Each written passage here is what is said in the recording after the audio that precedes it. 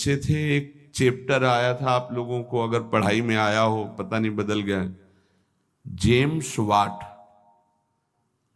एक James Watt नाम का बालक, जिसको निकम्मा समझा जाता था घर में, वो एक दिन बैठा था, देखा कि एक बटलोई चढ़ी थी और उसके ऊपर ढक्कन रखा था, नीचे से भाप ऐसे करके ढक्कन को उठा देती।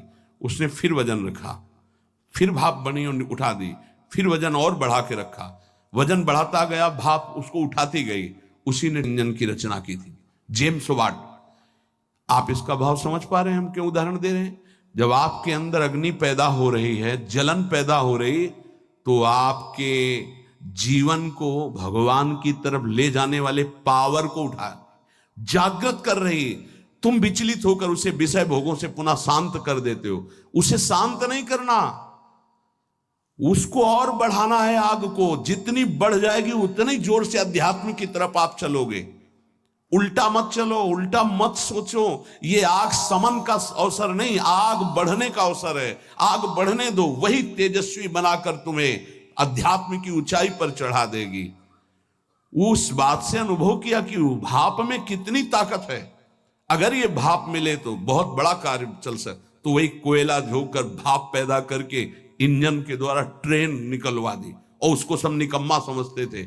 बस वो विचार, ये चिंतन का विषय। हमारे अंदर जो आग पैदा हो रही, कामाग्नि, क्रोधाग्नि, लोभाग्नि, उसे हम सह रहे हैं। उसको सह रहे हैं तो एक पावर बन रहा है। वो पावर आपको सीधे भगवान की तरफ बढ़ाएगा। अगर आप उसको बुझाने में लग गए तो वो इधर आध्यात्मिक शक्ति क्षीण हो जाएगी और भोगा शक्ति बढ़ जाएगी। ये अनुभव की बातें हैं। आप इसको सहना सीखें, मिटाने में काम नहीं बनेगा। सह करके प्रभु की प्राप्ति हो जाएगी। सहना सीखो, सहना हमारा परम धर्म है। सहन कर गए तो महात्मा, टूट गए तो विषयात्मा। और फिर हमें पता नहीं ये अवसर जो मिला है कब मिले, इसलिए सावधान।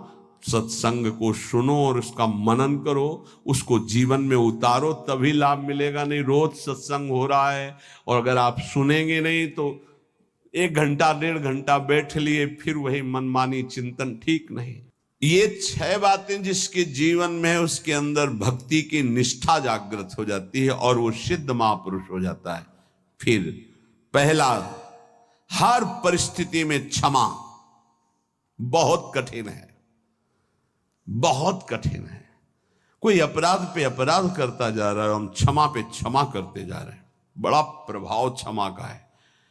आप तो क्षमा कर रहे हो, उसका परिवर्तन शुरू हो जाएगा। क्षमा में इतना बड़ा बल है कि जो अपराध कर रहा है उसका परिवर्तन हो जाएगा। क्षमाशील ही परिवर्तन कर सकता है। क्रोध करने वाला या दंड देने वाला महान नहीं माना जाता, क्षमाशील महान माना जाता है। दूसरा, कभी भी किसी भी परिस्थिति में समय व्यर्थ न जाना, वस्तु, व्यक्ति, स्थान के संयोग में। तीसरा, कोई भी भोग सामग्री समीप फिरी पर नहीं भोगना प्रभु के। मेरे प्राप्ति के लिए मेरा भक्त सब सुखों का त्याग करता है, भगवान ने कहा। जो पवित्र भोग हैं उनको भी आवश्यकता के अनुसार ही, विधि भोग हैं जिनका निषेध नहीं किया गया, धर्म पूर्वक भोग सकते हैं, उनको भी आवश्यकता के अनुसार जितना कम से कम सेवन कर सके। चौथा, सम्मान को विश्वत, नीच पुरुषों द्वारा किए हुए अपमान को अमृत मानकर निराभिमानी रहना। पांचवा, निरंतर अपने गुरु प्रदत्त उपासना में आसक्त और इष्ट देव पे आसक्त, जो गुरुदेव ने बताए। छठवां, सदगुरुदेव की पूर्ण शरणागति, पूर्ण आश्रय, एकदम कोरा कागज बनकर वो जैसा जैसा कह रहे हैं वैसे चलने से भक्ति निष्ठा जागृत हो जाती। भक्ति निष्ठा जागृत होने पर वो सबसे अधम और छोटा अपने को समझने लगता है।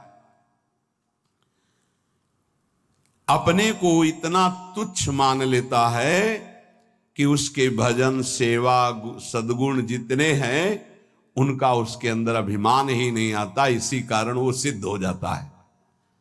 थोड़ी सी साधना अभिमान उत्पन्न कर देती। क्यों?